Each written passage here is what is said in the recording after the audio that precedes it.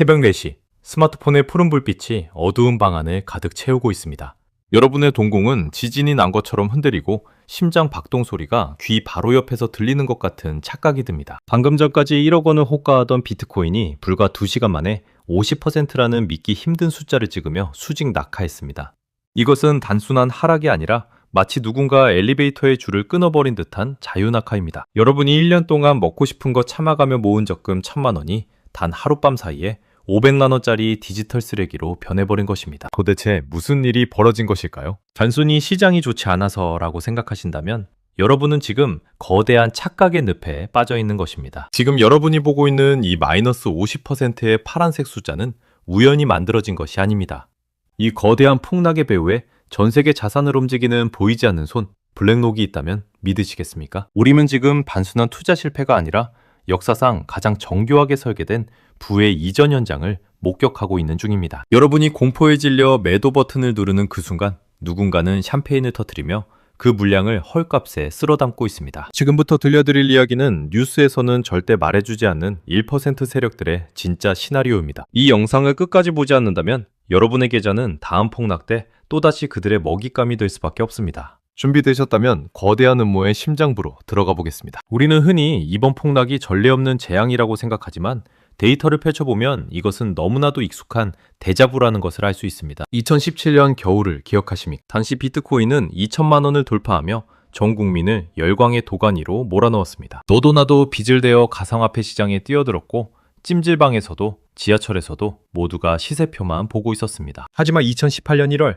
박상기의 난이라 불리는 규제 이슈와 함께 비트코인은 최고점 대비 80% 가까이 폭락했습니다. 그때 수많은 사람들이 한강을 찾았고 평생 모은 재산이 신기루처럼 사라지는 고통을 겪었습니다. 그리고 2021년 코로나 팬데믹으로 풀린 막대한 유동성이 다시 한번 비트코인을 8천만 원 고지로 밀어올렸습니다. 그러나 그 파티 역시 금리 인상이라는 찬물을 맞으며 처참하게 막을 내렸습니다. 지금 벌어지고 있는 50% 대폭락은 과거의 패턴과 소름 돋게 닮아 있습니다. 하지만 결정적으로 다른 점이 하나 있습니다. 과거의 폭락이 냄비처럼 끓어올랐던 개인 투자자들의 탐욕이 꺼지는 과정이었다면 이번 폭락은 성격이 완전히 다릅니다.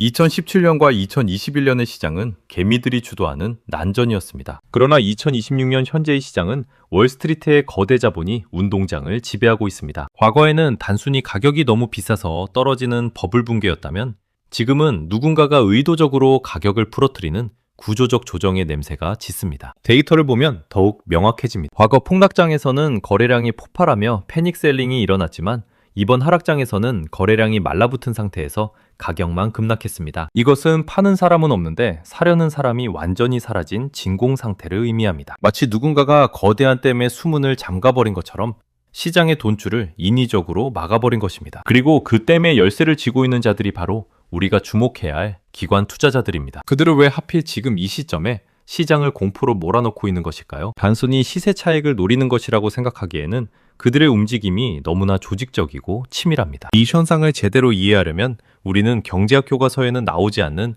그들만의 은밀한 메커니즘을 파헤쳐야 합니다. 이번 50% 대폭락의 기술적 원인을 한 단어로 정의하자면 바로 연쇄청산 시스템입니다. 이것을 쉽게 설명하기 위해 거대한 도미노 게임을 상상해 보시기 바랍니다. 투자자들은 자신의 돈 100만 원에 거래소가 빌려준 돈 900만 원을 합쳐 1000만 원어치 비트코인을 삽니다. 이것이 바로 레버리지 투자인데 10%만 오르면 원금의 2배를 벌 수 있는 마법의 지팡이처럼 보입니다. 하지만 반대로 가격이 10%만 떨어지면 원금 100만 원은 그 즉시 0원이 되고 거래소는 빌려준 돈을 회수하기 위해 비트코인을 강제로 팔아버립니다. 이것이 바로 강제청산입니다. 문제는 이 강제청산이 혼자서 끝나지 않고 옆 사람의 도미노를 쓰러뜨린다는 점입니다. A라는 사람의 비트코인이 강제로 팔리면 시장 가격이 하락합니다. 그러면 그보다 조금 더 안전하게 투자했던 B라는 사람의 담보 비율이 부족해지며 B의 비트코인도 강제로 팔리게 됩니다. 이 과정이 C와 D 그리고 E로 이어지며 순식간에 수천억 원어치의 매도 물량이 시장에 쏟아지는 것입니다. 이것은 마치 눈 덮인 산비탈에서 작은 눈덩이 하나가 굴러떨어지다가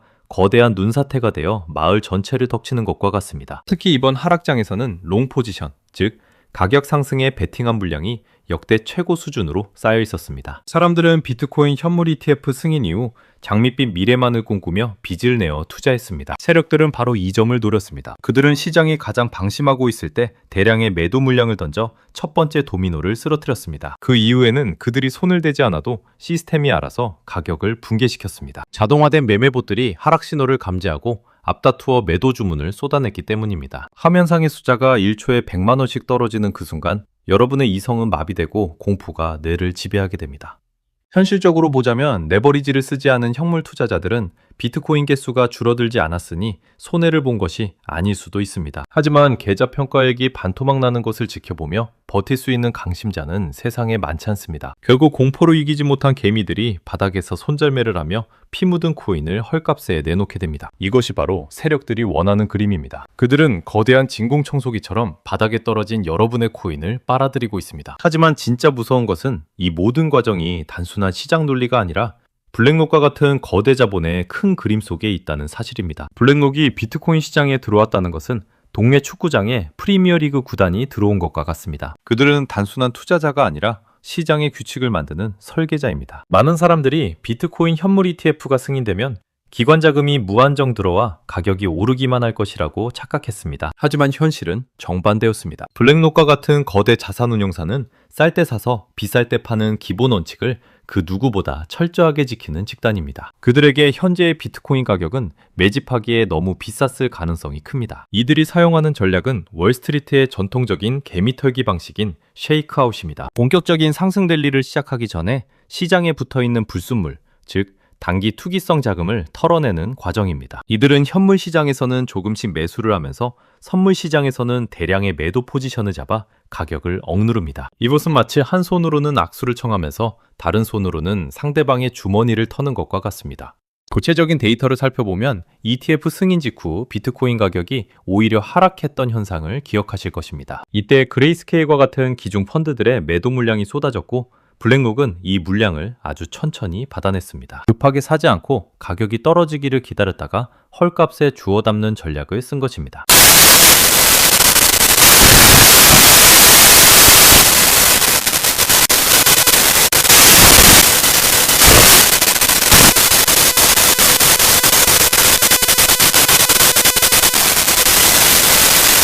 지금 비트코인 시장은 중앙화된 거대 자본이 탈중앙화된 자산을 삼키는 역설적인 상황에 놓여 있습니다.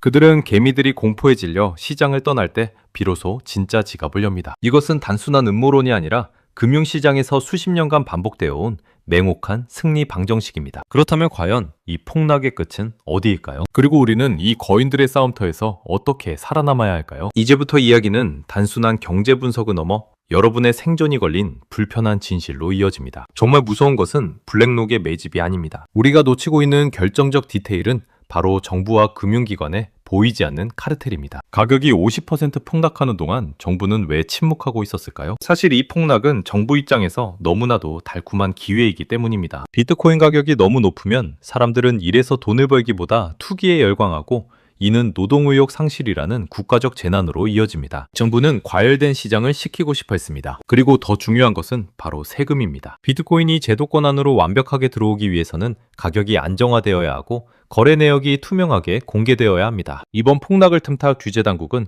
투자자 보호라는 명목으로 거래소에 대한 감시를 강화하고 개인 지갑의 신원을 강제로 밝히게 할 것입니다. 결국 이 폭락장은 비트코인을 정부의 통제 아래 두기 위한 거대한 거세 작업입니다. 과거 인터넷이 처음 나왔을 때를 기억해 보십시오. 초기에 무법천지였던 인터넷은 닷컴버블 붕괴라는 대폭락을 겪은 뒤 거대 IT 기업과 정부의 규제 아래 재편되었습니다. 지금 비트코인이 겪고 있는 진통이 바로 그 과정입니다. 할중앙화를 외치며 탄생한 비트코인이 아이러니하게도 가장 강력한 중앙집권 세력인 블랙록과 정부의 손에 길들여지고 있는 것입니다. 이제 비트코인은 자유의 상징이 아니라 월스트리트의 포트폴리오 중 하나인 위험자산으로 전락할 위기에 처했습니다.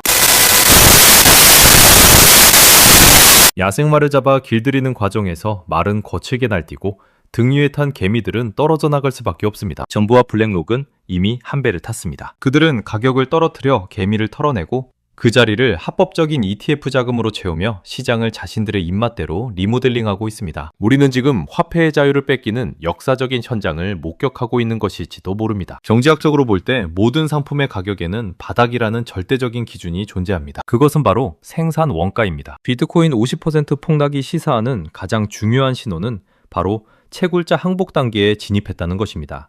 현재 비트코인 1개를 채굴하는 데 들어가는 전기세와 장비 유지비는 약 4만 달러에서 5만 달러 선으로 추정됩니다. 만약 가격이 이 생산원가 밑으로 떨어진다면 어떤 일이 벌어질까? 채굴자들은 기계를 돌릴수록 손해를 봅니다. 결국 자금력이 부족한 중소형 채굴업체들은 전원을 끄고 파산하게 됩니다. 거대한 채굴 공장의 팬 소리가 멈추고 수천 대의 채굴기가 고철로 팔려나가는 장면을 상상해 보십시오. 이것이 바로 채굴자 항복, 즉 마이너 카피출레이션입니다. 공포스러운 상황 같지만 역설적으로 이것은 시장이 바닥을 쳤다는 가장 강력한 신호입니다. 경쟁력 없는 채굴자가 사라지면 살아남은 독점적 채굴자들은 더 많은 비트코인을 더 쉽게 얻게 됩니다. 그리고 그들은 헐값에 비트코인을 팔지 않고 가격이 오를 때까지 버틸 수 있는 체력을 가지고 있습니다. 과거 데이터를 보면 채굴자 항복이 일어난 직후 비트코인 가격은 항상 V자 반등을 시작했습니다. 2018년 바닥에서도 2022년 바닥에서도 채굴기 전원이 꺼지는 순간이 바로 매수의 최적기였습니다. 지금 여러분이 느끼는 공포는 채굴자들이 느끼는 생존의 위협과 같습니다. 하지만 그들이 기계를 끄는 순간 공급 충격이 발생합니다. 시장에 새로 나오는 비트코인의 양이 줄어들게 되고 수요가 조금만 살아나도 가격은 용수철처럼 튀어오르게 됩니다. 블랙록은 이 타이밍을 정확히 알고 있습니다. 그들은 채굴자들이 피를 토하며 던지는 물량을 받아내고 공급이 줄어드는 시점에 맞춰 가격을 올릴 준비를 하고 있습니다. 지금은 공포에 떨 때가 아니라 채굴기의 소리가 멈추는 정적을 귀 기울여 들어야 할 때입니다. 그 정적 속에 엄청난 기회가 숨어 있습니다. 이제 우리는 선택의 기로에 서 있습니다. 이 폭락장에서 살아남아 부의 추월 차선에 올라탈 것인가? 아니면 또다시 패배자가 될 것인가? 지금 우리는 안개 낀 고속도로 위에 서 있습니다. 여기서 펼쳐질 미래는 크게 세 가지 시나리오로 압축됩니다. 첫 번째는 기관 주도의 슈퍼사이클입니다. 블랙록과 같은 기관들이 저점 매집을 끝내고 ETF를 통해 연기금과 국부펀드의 자금을 쏟아붓는 경우입니다. 이때 비트코인은 정고점을 뚫고 2억 원, 3억 원을 향해 갈 것입니다. 하지만 이 상승장은 과거처럼 개인이 돈을 버는 장이 아니라 기관들이 수익을 독식하는 지루하고 안정적인 우상향이 될 것입니다. 두 번째 시나리오는 길고 긴 크립토 윈터의 재림입니다. 글로벌 경기 침체와 맞물려 비트코인이 위험자산으로 분류되어 수년간 행보하는 것입니다. 이 경우 많은 알트코인들이 상장 폐지되고 오직 비트코인만이 살아남는 처절한 옥석 가리기가 진행될 것입니다. 여러분의 멘탈을 갉아먹는 가장 고통스러운 시나리오입니다. 세 번째는 최악의 경우로 정부의 규제 철퇴입니다. 각국 중앙은행이 디지털 화폐 CBDC를 발행하면서 비트코인을 불법화하거나 과도한 세금을 매겨 질식시키는 것입니다. 가능성은 낮지만 만약 실현된다면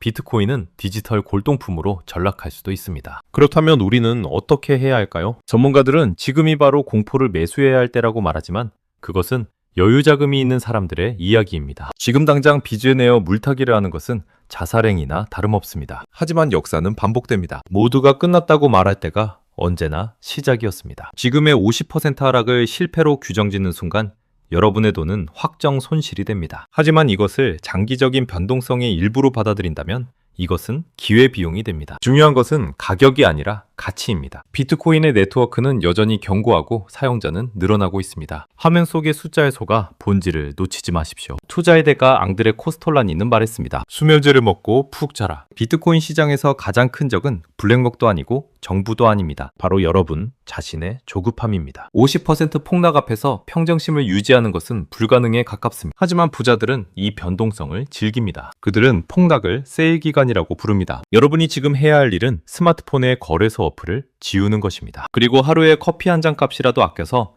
매달 일정한 날짜에 기계처럼 비트코인을 사모으는 적립식 투자를 시작하십시오.